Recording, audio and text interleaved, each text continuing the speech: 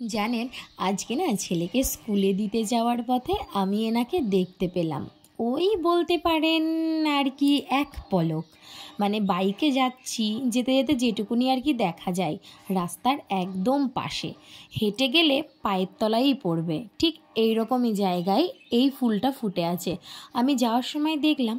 তারপরে না আমি ওনাকে বললাম যে জানো, আমি না একটা আজব ফুল দেখেছি, আমি না কিন্তু এই ফুলটা কোনো দিন দেখি। তারপরেও বলল কী ফুল গো? আমি বললাম আমি জানি না, আমি প্রথম দেখলাম, চলো তোমাকে যাওয়ার পথে দেখাবো।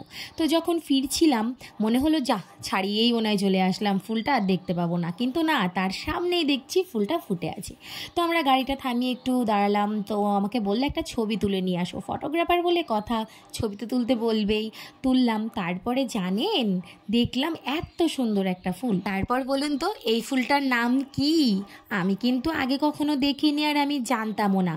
চলে গেলাম গুগলের কাছে, তো ওনাকে গিয়ে যেই না ছবিটা স্ক্যান করলাম, দিয়ে দিল ঝুমকোলতা। তো নামটা এত ভালো লাগলো, এনার নাম হচ্ছে ঝুমকোলতা।